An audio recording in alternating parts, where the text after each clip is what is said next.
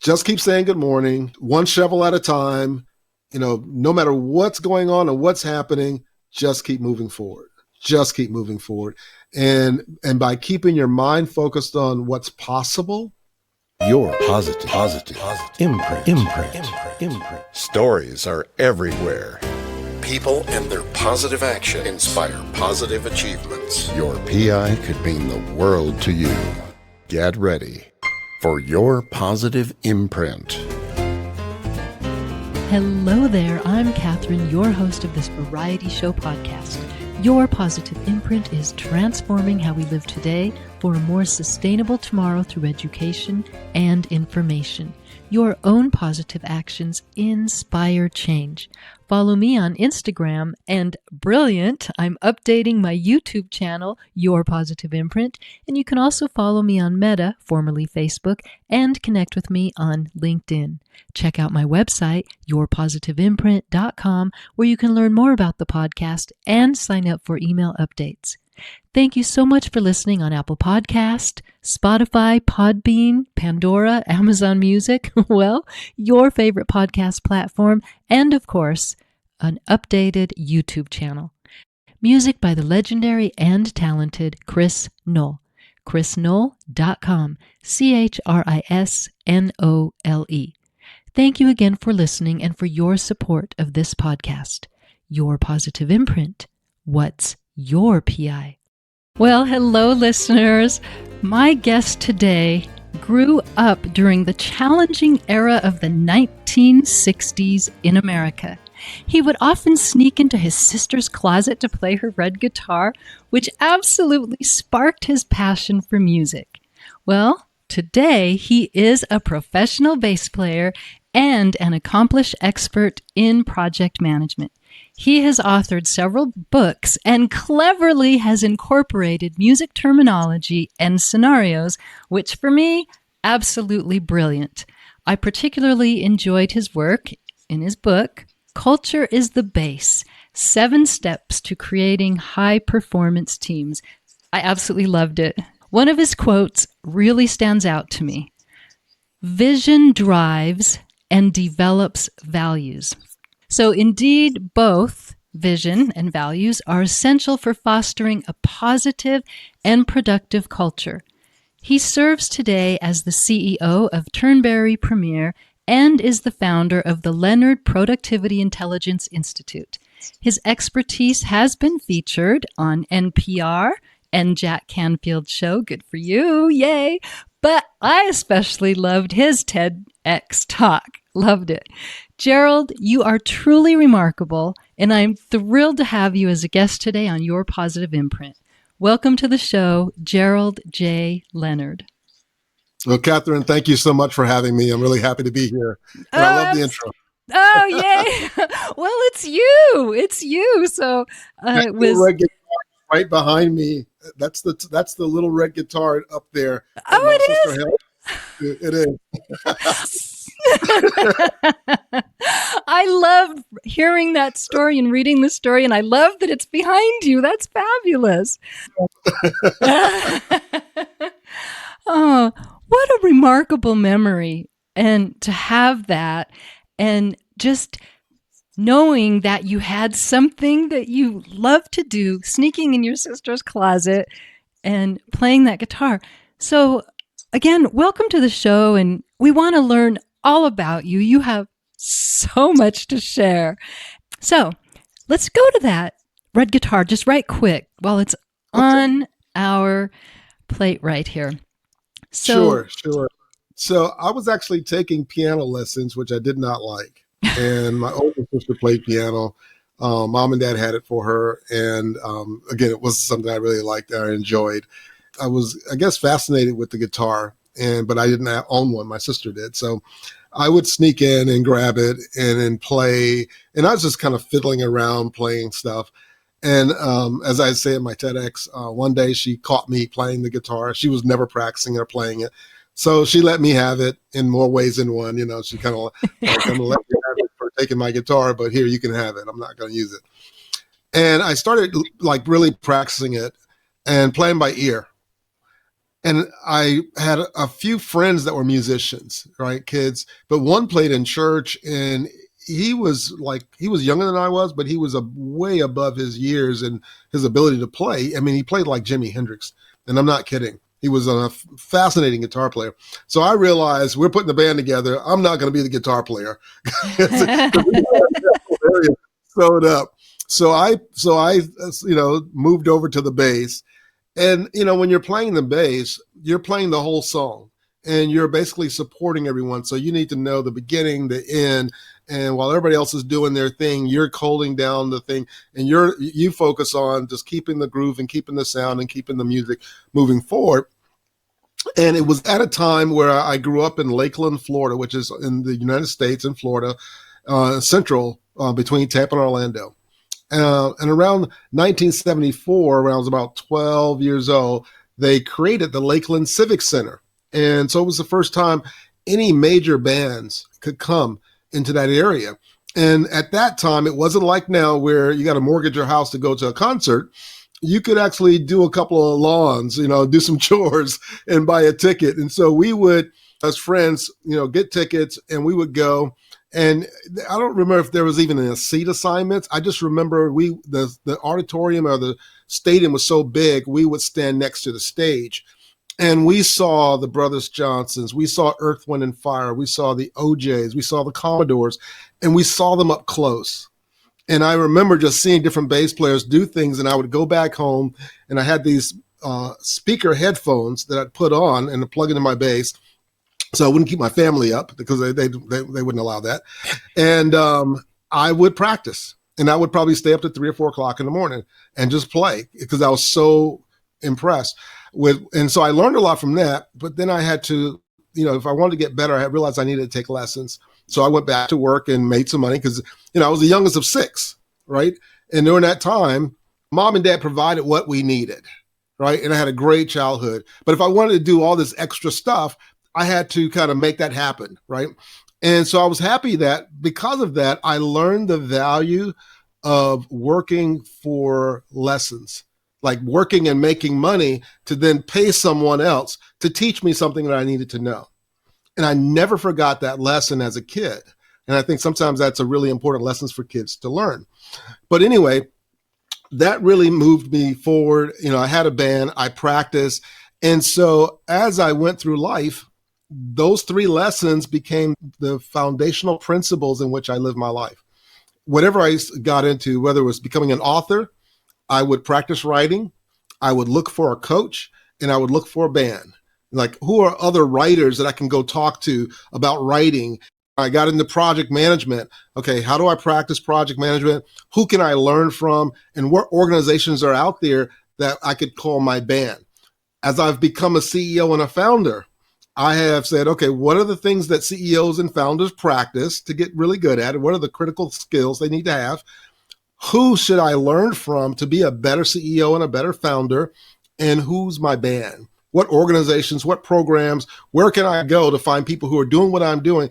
And so I've literally leveraged those 3 principles I learned as a kid to help me throughout my entire life. And that was practice, find a coach, find a band. That's fabulous. And I love the transformation that the bass provided for you.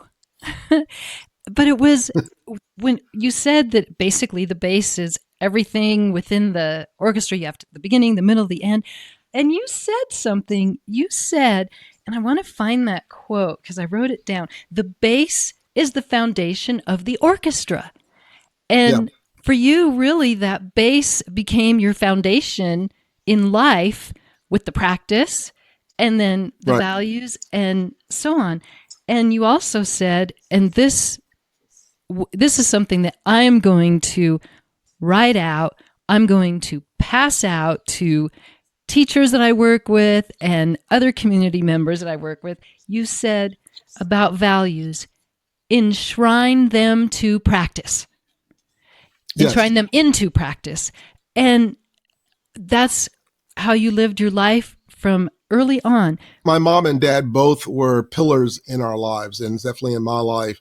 And I can remember, both of them are gone now, but I can remember just visualizing Dad getting up, and he had his own business. He basically poured concrete. He did construction work from that standpoint of pouring the foundation of homes and driveways and things like that. And he probably did 3 or 4 or 5 projects a week. The phone was always ringing, and on Sundays you couldn't touch the phone because people were calling in. That's when you had a cord next to the phone. But I remember at 5:30 in the morning, him always being there and getting up and always coming home. And that rock of a foundation and providing. I grew up in the 60s, and I learned about all of the racial things that were going on in America in college. I mean, obviously in high school, I experienced some of those things, but where I grew up, and it was a mixed area, I was so well protected and cared for that the reality of what was happening in the world wasn't my reality growing up as a kid. And Mom was a seamstress. She worked for very high-end stores, because if she made a suit, you couldn't tell if it was something that she made or something that she bought and altered. She had that skill, and she taught my sisters. And so the idea of really working on being an expert, carrying your own, being dependable, always being there for your family, no matter what, showing up, whatever skill you go after, become the best that you can be at that skill. Those were all things that I learned from my parents as I watched them raise the 6 of us during that particular time, when a lot of opportunities and things along that line weren't made available to them, but they made a way out of, as they would say, out of no way. But they did it in such a very graceful and loving manner. And I didn't have any issues or feel like, well, why aren't you guys helping me with this? I felt honored that, okay, hey, I'm being taken care of, but I want to play music. And if I want to buy my own instrument, if I want to do this, I got to go out and work for it. And that was a principle, that was a value I learned.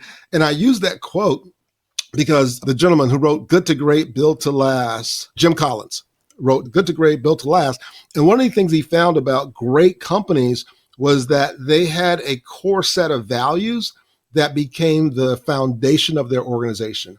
In other words, those values weren't plaques on a wall. They were things that they lived.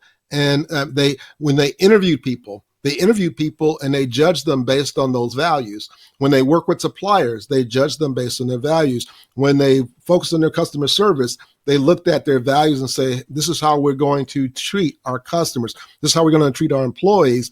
And so as they were growing the business, everyone around them developed those core values. And that really became the 3 first principles of my book: vision, values, and then buy-in. Because you got to have people that are going to buy into those values. But, having those core values are really critical to family success, to a business's success, to an organization's success. It's really, really important to have strong values that you apply. I agree. And I loved this book. So and I know you didn't like it as much. You said that in your prologue on your 3rd book. I loved Culture is the Base and your 7 steps, because the way you really used music. So I love learning through creative different ways. So right. You bringing in the music and the different instruments and the conductor. And I love how when you were bringing in the vision and trying to conceptualize, helping the reader to conceptualize that everybody needs to work on this vision, but you can't make it stale, such as the conductor at the Cincinnati Ballet when you were playing bass for the Nutcracker. And the Nutcracker is played all the time, but how does the conductor make it interesting and exciting? And he did, and they do. And it's not the same every time. I think that was fabulous conceptualization. And so let's talk about how you reshaped your bass strings and went a different direction. That whole process was something that evolved over time. And so here's what happened is, I finished my degree, my master's in Cincinnati. I moved to New York. I played in New York for a while. And I also was a part of a church and started really doing a lot of spiritual work.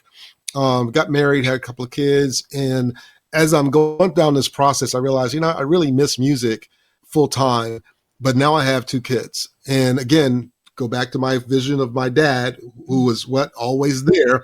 And so I thought I had some opportunities to go on the road or go here and go there. And I thought, I'm going to stay and work locally, and I'm going to supplement by getting into IT. And in fact, at the time, if you could spell the word IT, they'd let you in. And so I was able to get in. And what I realized when I first picked up the computer, because probably at around 1994, I probably couldn't tell you how to turn one of these things on, honestly. And once I got into it, and I had someone mentor and coach me again, right? And I read a bunch of books around it, and I figured out how to practice it. And I realized that playing music all these years had prepared me for technology, because it's kinetic. So you're typing or you're working with it.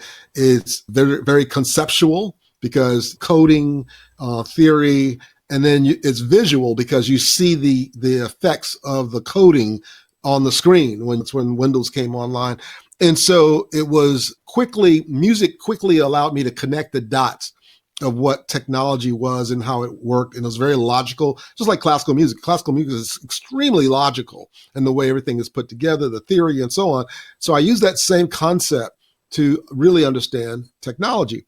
But then as I was doing it, I realized that as a musician, and especially as a bass player and working with the bands that I was part of, I was always the one kind of organizing things. I was the one that was kind of like, hey, this is what we're going to do in the practice. This is how we're going to do things, and so on. And so I realized that in the business world, project management was what I was doing. And I would always also, being in an organization, even when I was doing some of the spiritual things, if something was chaotic, I'd come in and go, oh, we got to do this, that, and the other. We got to put this in place, that in place, and boom, it's all organized, and now let's go. It wasn't work for me. So when I decided to take technology and combine it with project management, I actually stopped working, because now I'm actually playing. I'm doing what I love to do, and I'm doing something that's very natural for who I am as a person and how music played a part of that. And I just took off. I again, practice. I found coaches. I got involved with enterprise project management, and I started doing projects for the National Archives and for Geico and for Del Monte and for DoD organizations and pharmaceutical companies and hospitals. And it was fascinating, because I just needed to be the expert in the project management concepts. But then I would walk into the door and they would go, okay, we got to teach you about our business. So I would have them teach me about the business, and then would apply these concepts to their business to make their business better. Because again, that was fun for me. How do we organize it and get it working and get everybody on the same page and get everybody playing on the same sheet of music? And so that was what consulting was for me. And I fell in love with it. I still have clients where I'm on retainer, or even with my company as I'm building out my strategy, and we're starting to go into the UK, or we're going into Canada, and I have visions of us going into Africa and over in Singapore. I'm using these same principles and frameworks to kind of create a strategy and organize the group together, and leveraging technology to make it all happen. Again, it was a lot of the foundation of music and the arts that allowed me to take all of that background. And in fact, when I was in college, one of my teachers said, why aren't you a math major? I said, why? I'm like, it was an elective. I'm like, I don't like math. She goes, but you're so good at it. And I equated that. I go back to music, because having to read music, count, process, time signatures, and so on. And so that kind of puts me on a bandwagon, or put me on a soapbox, if you will, when schools take music out because of economics, right? I think they do a major disservice to society, because there's so much that kids and even adults can learn and grow from experiencing the arts. And if you think about some of the greatest minds out there, Albert Einstein, Henry Ford, Winston Churchill, and there's a ton of others. I'm writing my third book in my next series is going to be the DNA of growth strategies. And we're going to talk about all these inventors who were, I can't say closet musicians, but they were musicians as well. Einstein was a violinist. Henry Ford he was a violinist and owned one of the largest violin collections in the United States, with all these Italian violins. Winston Churchill was a prolific painter, and he was in the arts. But that concept allowed them to connect their right and left brain together and develop these principles that they then were able to take out into the world and solve real world problems because they had studied the arts. Going back to music and that word, foundation. Music, yes, the foundation that has built you, it built these other people. So let's talk about vision drives and develops values. You and I both have been in places, we've been in schools, we've been in businesses where you walk in and you either feel the, oh my gosh, there's such a negative culture here. You feel it. It's not something you have to study.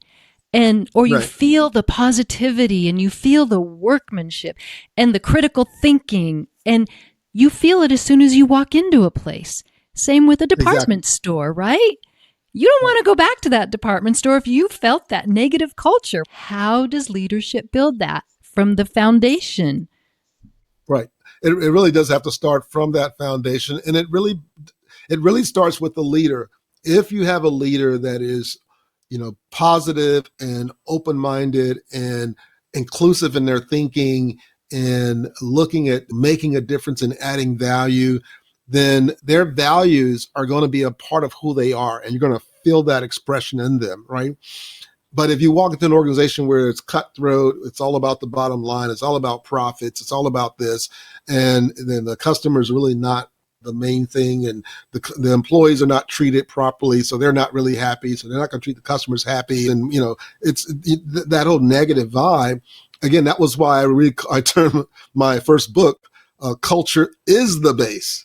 Right? Because when you walk in, when you listen to a really good song and you hear the bass line, you immediately know, oh, that's funk, that's jazz, that's classical, that's rock, that's R&B, whatever that is. And you feel, it's like you feel it in your gut and you feel it in your soul. But a business's culture or an organization's culture is the same way. And for most of the times, sometimes it's hard to put words to, and I was able to kind of dissect and do research and find those 7 words that to me made up what culture was all about. But at the end of the day, all those words kind of come together and they create a vibe or a groove or a feel. And like you said, when you walk into that store, you feel the vibe of that store, and what you're feeling emotionally is that culture that's going on. Definitely. I really took a lot of notes on your book because you have so much in it in the book, and too much for us to discuss, and readers need to go and read your book anyway. But you have how to acclimate the values, your core values, aspirational, the permission to play, which I think needs to really be explained, because that is, I think, a huge, huge value that's not practiced enough. And the other, your accidental values. Well, the reason I came up with those is that a lot of companies talk about their core values, but yet when you bring people in, if you're not hiring based on your values and people are bringing different other attitudes in, then they begin to bring in other values, right? So you may say my core values are, we're going to treat the customer right, we're going to do this, we're going to do that, and do the other. But if you hire some key people and they're much more just about the bottom line, then you start getting these values from these personalities creeping into your organization. And then you have little silos or little fiefdoms that begin. And then you start seeing that the organization's actually fighting against itself, right? And I always think about it this way. How do you have a winning football team? Well, a winning football team in America, it's American football. If you have 11 guys on the field and they're all thinking the same way and they're all moving in the same direction, that's when you're going to have a winning team, and they're emotionally connected and as they're moving. But if you have a team where half of the guys are running eastward on the field and the other guys are running westward, or somebody's running southward, and they're all running in different directions, you're like, that is a chaotic team. But that's exactly what happens emotionally and culturally in a lot of organizations. Imagine your company where you're pointing everyone southward or northward and saying, there's the North Star, that's where we're going. But you have the finance team, they're running south, right? Or the CIO, they're running westward, or the technology group. And then you step back and you go, wait a minute, my team's running all over the place. We're not running in the same direction. And so when I talk about the idea of these core values and accidental values and aspirational values, it's all about alignment. Because if you have a great vision, and the CEO or the founder should have a vision of where he wants his organization to go, and then it's a matter of sharing your story over and over and over again to share where you want to go. Because when you share stories, you get people's heads, hearts, and hands. That's why we love movies and so on. And that's why it's such a billion-dollar business. It's because we love stories, because stories move us, right? And many times, if you want to make a movement happen, develop a core story around it that people can dig into. Because once they dig into the story, you got them, right? You got their minds. And once they understand the story, you got their hearts. And once you got their head and their hearts, you got their hands, because now they're engaged in the process. And so a big part of this whole culture and values piece is also around the stories that you tell. And that's why I think it's the fourth value, or the fourth step in my process, which is vision, values, buy-in, and then stories. Mm-hmm. That's why that's so important. Join me next time for part 2 with Gerald J. Leonard, where he shares more about his music and living with vertigo. Your Positive Imprint is a free podcast.